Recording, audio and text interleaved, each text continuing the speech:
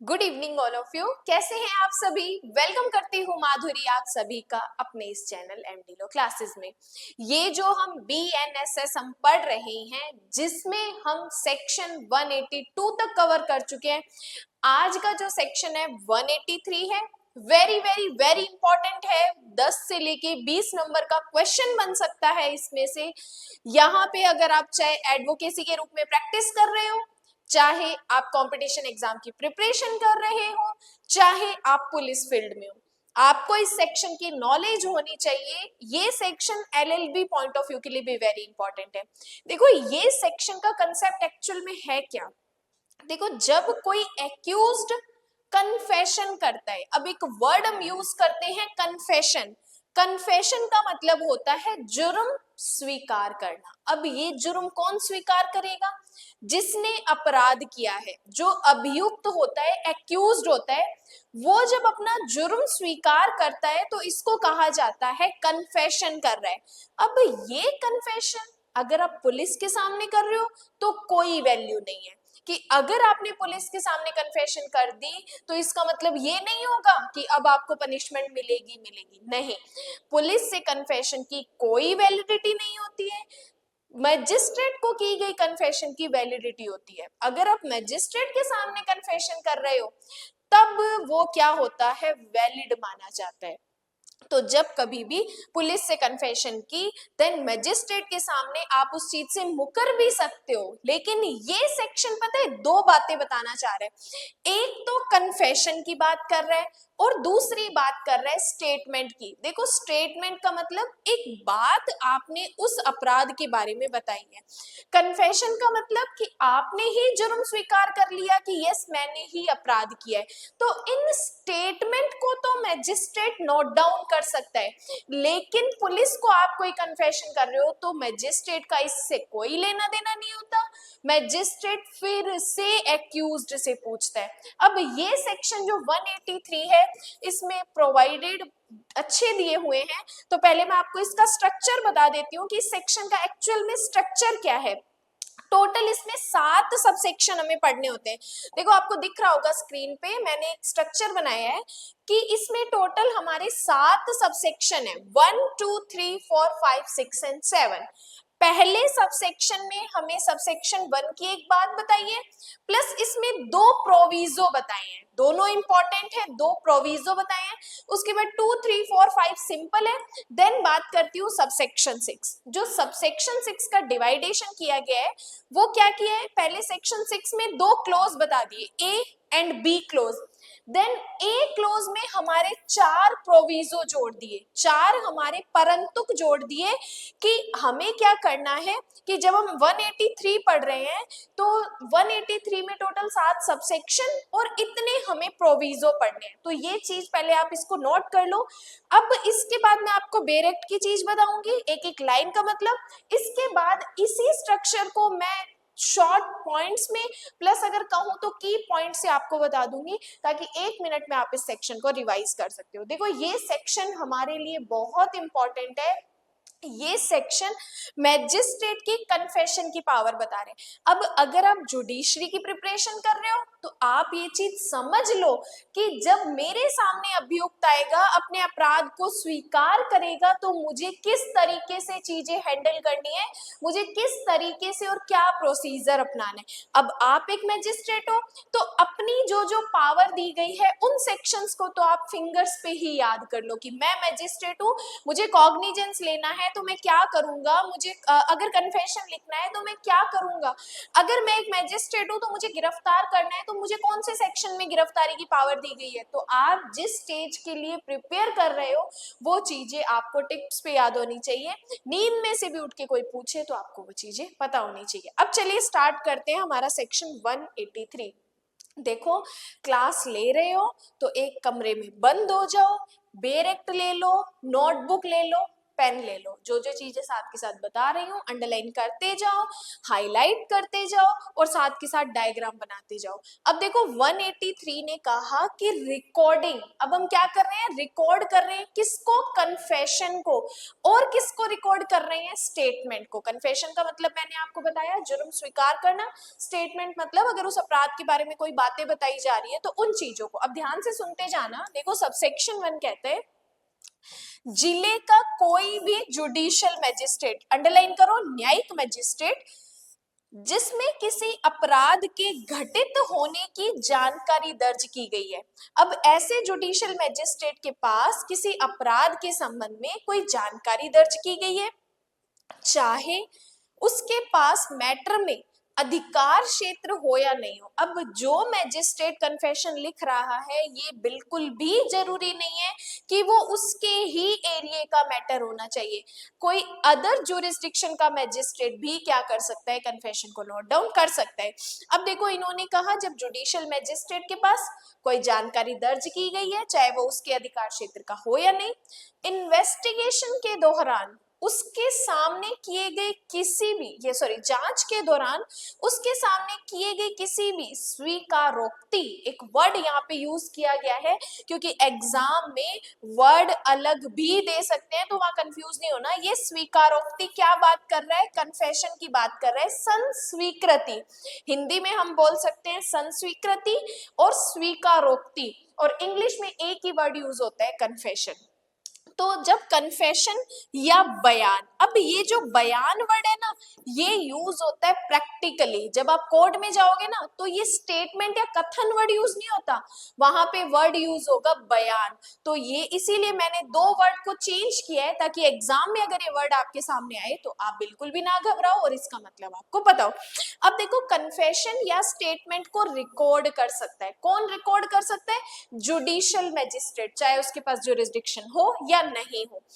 इस चैप्टर के तहत, ये चैप्टर हम 13 पढ़ रहे हैं, तो इस चैप्टर के तहत या किसी अदर लॉ के तहत जो फिलहाल इस भारत में एग्जिस्टेंस रखता है या उसके बाद किसी भी समय लेकिन जांच या विचारण शुरू होने से पहले। अब देखो यहाँ पे दो बातें समझ लो कि जुडिशियल मैजिस्ट्रेट ही कन्फेशन या स्टेटमेंट लिखता है और तो और भले उसके पास अधिकार क्षेत्र हो या नहीं हो। और किस चैप्टर में कन्फेशन लिखा जाता है, चैप्टर 13 में लिखा जाता है और सेक्शन 183 में लिखा जाता है कि any magistrate of the district in which the information about commission of any offence has been registered may whether or not he has jurisdiction, जरूरी बात ही नहीं है कि जुरिस्डिक्शन है या नहीं है, in the case record any confession, क्या करेगा, रिकॉर्ड करेगा कन्फेशन और स्टेटमेंट को, made to him the course of an investigation under this chapter or under any other law for the time being in force or at any time afterwards but before the commencement of the inquiry or trial, कि ये confession कब लिखनी है, inquiry or trial के शुरू होने से पहले। कन्फेशन मैजिस्ट्रेट कब लिख रहा है, इंक्वायरी और ट्रायल के शुरू होने से पहले मैजिस्ट्रेट क्या कर सकता है, कन्फेशन को रिकॉर्ड कर सकता है। तो सबसेक्शन 1 कन्फेशन रिकॉर्ड करना। अब देखो इसमें दो प्रोविजो दिए हुए हैं, दोनों प्रोविजो इंपॉर्टेंट है। पहला परंतु कहता है कि इस सबसेक्शन कौन सा जो हम 1 पढ़ रहे हैं के तहत किया गया कोई भी कबूलनामा, अब यहाँ पे एक और नया वर्ड यूज कर लिया, कबूलनामा मतलब कन्फेशन मतलब संस्वीकृति, स्वीकारोक्ति, या बयान मतलब स्टेटमेंट किसी अपराध के आरोपी व्यक्ति के अधिवक्ता मतलब वकील की उपस्थिति में दर्ज किया जा सकता है। कि यहाँ पर जब आप कन्फेशन को नोट डाउन कर रहे हो, रिकॉर्ड कर रहे हो, तो उस अभियुक्त के अधिवक्ता की उपस्थिति में करोगे, जो उस अभियुक्त का एडवोकेट है उसकी प्रेजेंस में ही आप क्या करोगे, कन्फेशन को रिकॉर्ड करोगे। Then second proviso very important, interview का क्वेश्चन है, ध्यान से सुनना, किसी भी पुलिस ऑफिसर द्वारा कोई भी स्वीकारोक्ति कन्फेशन दर्ज नहीं की जाएगी, किसके द्वारा नहीं की जाएगी, पुलिस ऑफिसर के द्वारा, जिस पर किसी भी समय कानून के तहत कोई मैजिस्ट्रेट की पावर दी गई है।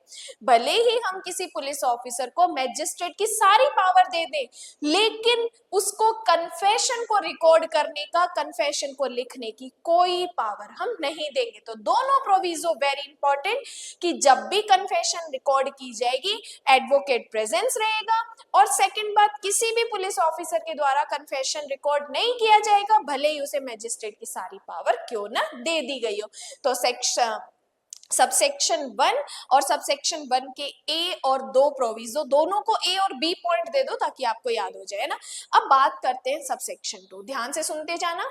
मैजिस्ट्रेट किसी भी स्वीकारोक्ति मतलब कन्फेशन को दर्ज करने से पहले इसे करने वाले व्यक्ति, अब करने वाला व्यक्ति कौन है, अभियुक्त है, को समझाएगा कि वह कन्फेशन करने के लिए बाध्य नहीं है, कि ये मैजिस्ट्रेट की ड्यूटी है कि जब भी कोई व्यक्ति कन्फेशन करे तो उसको ये चीज पहले ही अलर्ट कर दो कि तू कन्फेशन करने के लिए बाउंड नहीं है, और यदि वह ऐसा करता है तो इसे उसके ही खिलाफ सबूत के रूप में यूज किया जा सकता है। मैजिस्ट्रेट ये अक्यूज्ड को वार्न करेगा कि तुझे कन्फेशन करने की जरूरत नहीं है, तू सुन ले, अगर तू कन्फेशन करता है तो हम तेरे ही अगेंस्ट इस कन्फेशन को एविडेंस के रूप में यूज करेंगे। और मैजिस्ट्रेट ऐसी किसी भी कन्फेशन को तब तक रिकॉर्ड नहीं करेगा जब तक कि इसे करने वाले व्यक्ति से पूछताछ करने पर उसके पास ये विश्वास करने का कारण न हो कि वह स्वेच्छा से किया गया है। और तो और अगर मैजिस्ट्रेट को लगता है कि ये जो कन्फेशन कर रहा है ये अपनी इच्छा से नहीं कर रहा, कहीं ना कहीं अब किसी दबाव में आके कर रहा है, तो मैजिस्ट्रेट उस कन्फेशन को लिखेगा ही नहीं। तो इस सबसेक्शन में 3 बातें हमें बताई है कि जब भी कन्फेशन लिखा जाएगा तो मैजिस्ट्रेट पहले बाउंड करेगा कि वो करने के लिए बाध्य नहीं है। दूसरी बात, कन्फेशन को तब तक रिकॉर्ड नहीं करेगा जब तक कि वह उसकी स्वतंत्र इच्छा से ना किया जाए। और तीसरी बात कि जब भी वो कन्फेशन को लिखेगा, रिकॉर्ड करेगा, तो उस व्यक्ति को क्या कर देगा, वार्न कर देगा कि ये तेरे ही अगेंस्ट हम यूज करेंगे। तो वेरी इंपॉर्टेंट चीज है। अब सुनो सबसेक्शन 2। सबसेक्शन 2 इंग्लिश में कि the magistrate shall before recording any confession explain to the person making it that he is not bound to make a confession। वो बता रहा है कि तू confession करने के लिए बाउंड नहीं है, and that if he does so, अगर फिर भी तू करता है, it may be used, use की जाएगी as evidence against him, तेरे ही against हम उसको as evidence यूज करेंगे। and the magistrate shall not record, कब मैजिस्ट्रेट कन्फेशन को रिकॉर्ड नहीं करेगा, unless upon questioning the person making it he has reason to believe that it is being made voluntarily। Magistrate किसी confession को तब तक record नहीं करेगा जब तक कि उसको ये विश्वास ना हो जाए कि ये व्यक्ति अपनी ही स्वतंत्र इच्छा से कन्फेशन कर रहा है। अगर मैजिस्ट्रेट को लगा वॉलंटियरली नहीं कर रहा तो मैजिस्ट्रेट उस कन्फेशन को नोट डाउन नहीं करेगा। तो सबसेक्शन 2 वेरी इंपॉर्टेंट। अब बात करते हैं सबसेक्शन 3, ध्यान से सुनना कि यदि कन्फेशन दर्ज करने से पहले किसी भी समय मैजिस्ट्रेट के सामने पेश होने वाला व्यक्ति कहता है कि वे स्टेटमेंट देने के लिए तैयार नहीं है, अगर कोई व्यक्ति मैजिस्ट्रेट के सामने हाजिर हुआ और उसने कहा कि सर मैं स्टेटमेंट कन्फेशन नहीं करना चाहता, तो मैजिस्ट्रेट ऐसे व्यक्ति को पुलिस कस्टडी में नहीं भेजेगा। कि अगर उस व्यक्ति ने मैजिस्ट्रेट के सामने आके कहा कि सर मैं कन्फेशन नहीं करना चाहता, मैंने ये अपराध नहीं किया, तो मैजिस्ट्रेट उसे पुलिस कस्टडी में नहीं भेजेगा। क्यों? क्योंकि अगर उसने पहले जो पुलिस के सामने कन्फेशन किया है शायद किसी इंड्यूसमेंट में आके किया है, किसी थ्रेट में आके किया है, तो मैजिस्ट्रेट उसे पुलिस कस्टडी में नहीं भेजेगा। कि if at any time before the confession is recorded, the person appearing before the magistrate states that he is not willing to make the confession confession, the magistrate shall not authorize the detention of such person in police custody. Then magistrate उसे police custody में नहीं भेजेगा। कब? जब वो व्यक्ति magistrate के सामने आके कहता है कि मैं कन्फेशन नहीं करना चाहता। अब बात करते हैं सबसेक्शन 4।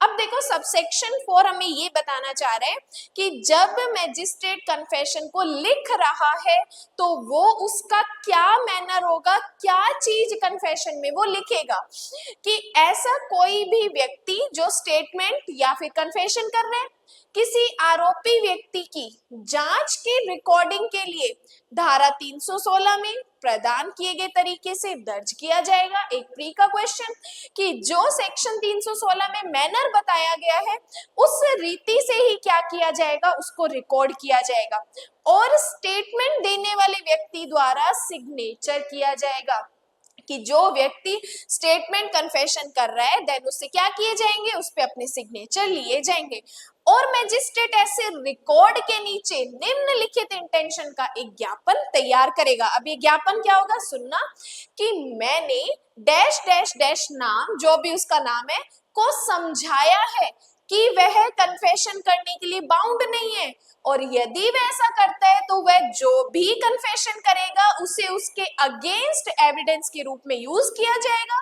और मेरा मानना है, ये मेरा मानना है मतलब ये मैजिस्ट्रेट कह रहा है जो कन्फेशन लिख रहा है, और मेरा मानना है कि यह कन्फेशन वॉलंटियरली की गई थी, इसे मेरी उपस्थिति में सुनवाई में लिया गया था और इसे बनाने वाले व्यक्ति द्वारा पढ़ा गया था और उसके द्वारा इसे सही भी माना गया था और इसमें उसके द्वारा दिए गए बयान का पूरा और सच्चा विवरण शामिल है। हस्ताक्षर मैजिस्ट्रेट कि जब मैजिस्ट्रेट कन्फेशन लिख रहा है, रिकॉर्ड कर रहा है, देन वो इस फॉर्मेट को यूज करेगा और इस फॉर्मेट में वो बताएगा कि जो मैं कन्फेशन लिख रहा हूं इस व्यक्ति के अगेंस्ट उसने अपनी इच्छा से दिया है, उसको मैंने ये समझा दिया है कि तू कन्फेशन करने के लिए बाउंड नहीं है, तेरे अगेंस्ट ये यूज की जाएगी और तो और उससे सिग्नेचर लेके और मैजिस्ट्रेट उसे बताएगा कि इसमें जो भी बात लिखी गई है वो पूरा सच्चा विवरण दिया गया है। तो वेरी इंपॉर्टेंट है,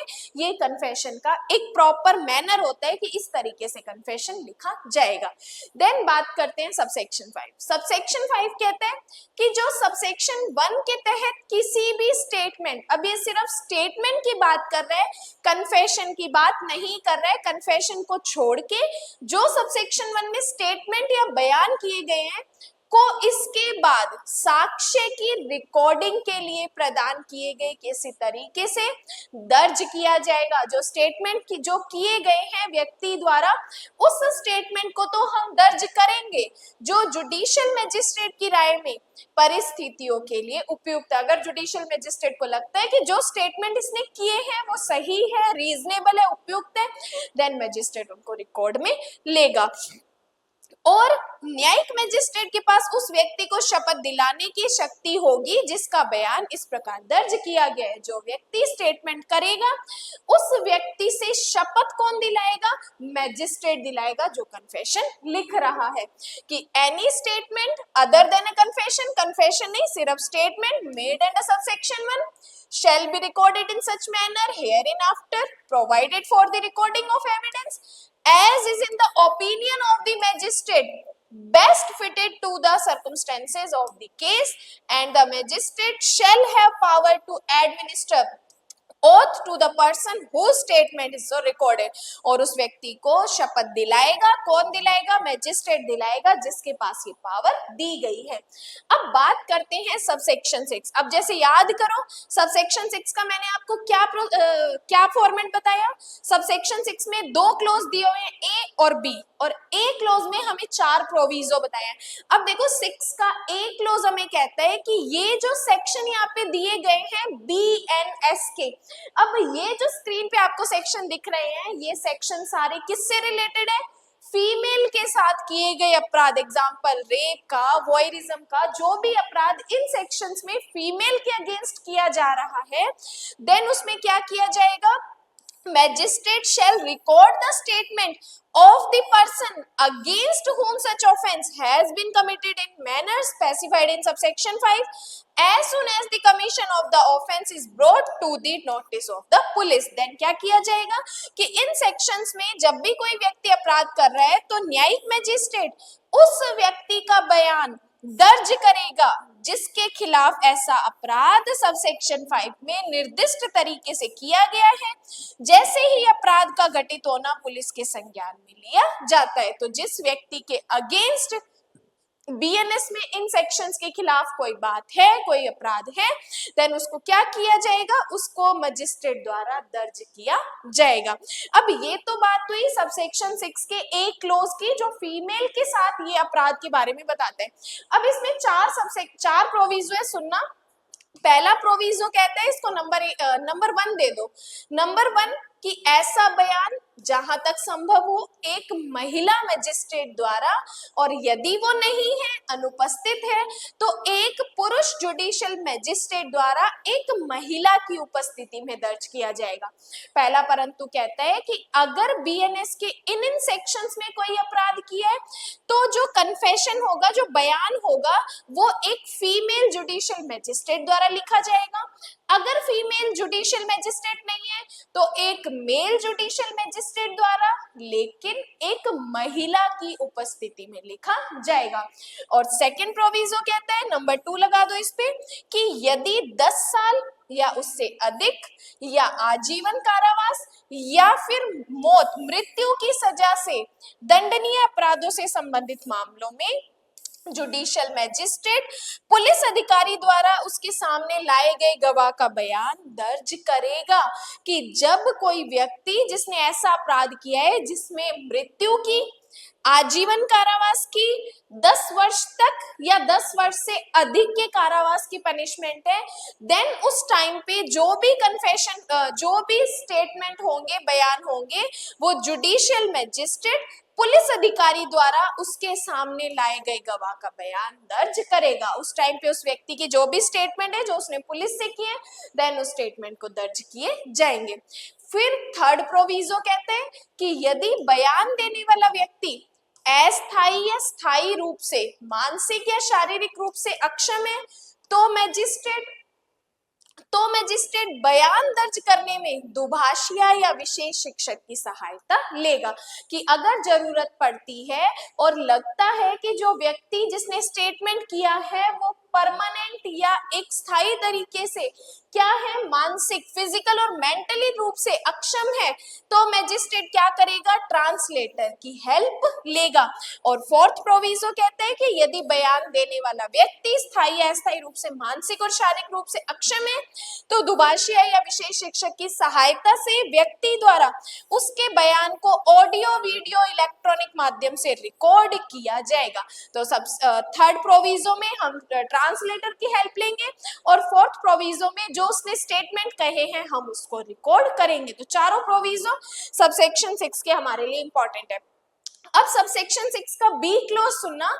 ए क्लोज ने तो कहा कि अगर फीमेल से रिलेटेड मैटर है तो, और बी क्लोज कहते हैं कि किसी ऐसे व्यक्ति के खंड ए के तहत दर्ज किए गए बयान जो अस्थायी रूप से, मानसिक या शारीरिक रूप से अक्षम है को मुख्य परीक्षा के बदले एक बयान माना जाएगा। मेन एग्जामिनेशन के बदले क्या, चीफ एग्जामिनेशन के बदले क्या माना जाएगा, उसका एक स्टेटमेंट माना जाएगा।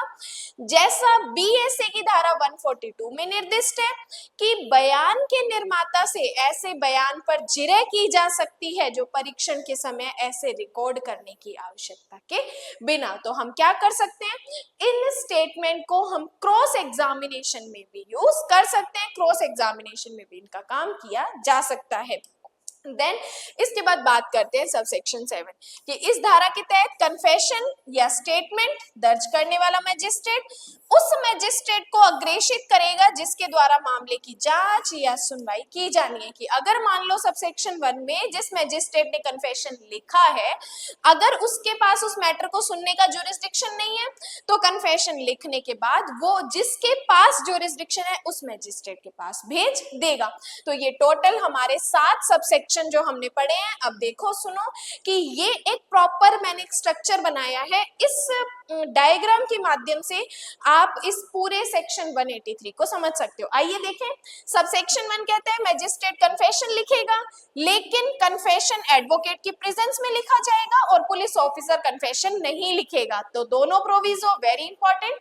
सेकंड प्रोविजो कहते हैं कि जब मैजिस्ट्रेट कन्फेशन लिखेगा तो उस व्यक्ति को चेतावनी देगा कि तू करने के लिए बाध्य नहीं है।